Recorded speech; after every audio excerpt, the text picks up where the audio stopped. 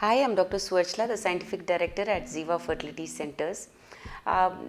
When we make embryos inside the IVF lab, the objective is basically to put them back into your endometrium. Now, it could be at the same cycle itself, in which we get the eggs out, or it could be a frozen embryo transfer. Now, there could be a few reasons for frozen embryo transfer. One could be that the endometrium did not grow during the cycle where we brought the eggs out and created the embryos. There is a mismatch, so maybe it shot up and grew much more than the stage of the embryo, the endometrium. So it's over receptive. We don't put back the embryo in such an endometrium.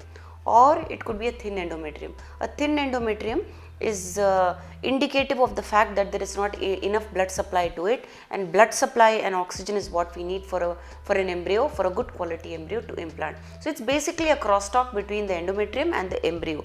They have to be at the right stage.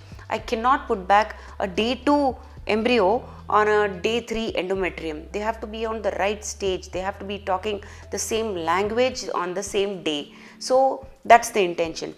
And even when we measure the endometrium, it matches that day of receptivity. So if there is any mismatch in any of that, we cancel the embryo transfer and take it to the next month and freeze the embryos meanwhile in the embryology lab.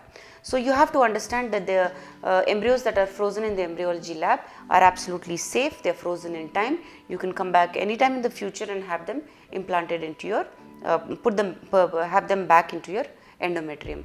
What is the embryo transfer procedure? Basically, is it painful? Does it mean it's another surgery? You have to understand that this procedure is extremely painless. We also do a trial embryo transfer before we get the eggs out. So during that cycle or a few months before that, we do a trial embryo transfer. Now, as the word suggests, it's a trial. So we just try to put a dummy catheter without the embryos, of course, and see if the passage from the cervix into the endometrium is very smooth. If it is, it's indicative that everything is fine, and when we do an actual embryo transfer, we are going to not encounter any problem. So that's the objective of trial embryo transfer. When we do the embryo transfer, we take the embryos into a thin catheter, which I am going to show you now, as thin as it is.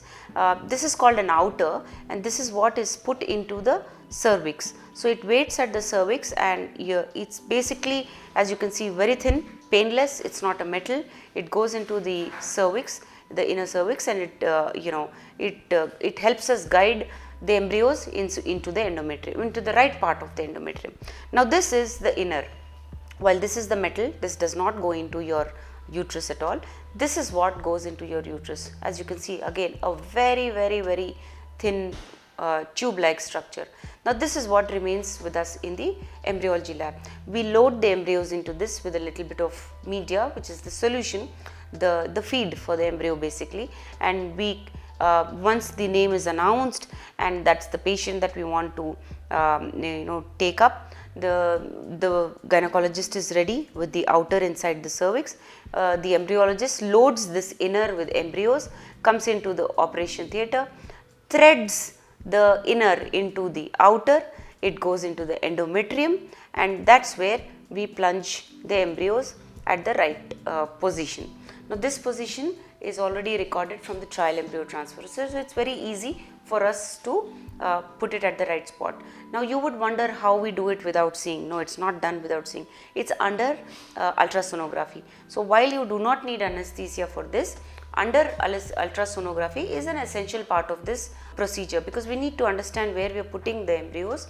We need to understand if it's the receptive part of the uterus. All that is measured. Where are we from the fundus?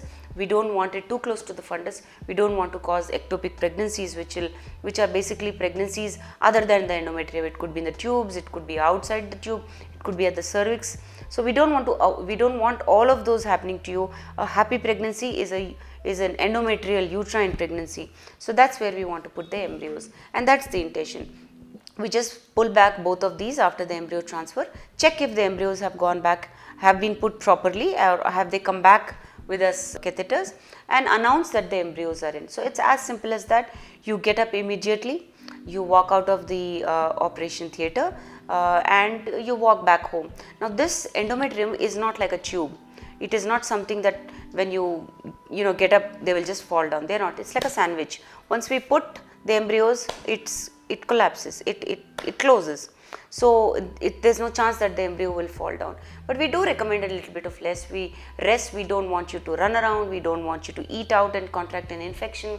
We don't want you to have any strenuous activity for a couple of days, because if we did put back the embryo on day 5, it takes another 2-3 days for the embryo to implant into the endometrium. So a little bit of rest, a little bit of stress-free life, cool, calm, composed mind will help you with a better chance at pregnancy. If you have more doubts, if you want to find out the procedure of IVF or the embryo transfer, your chance of success at it, please feel free to call us at the numbers that are displayed on the screen. Thank you.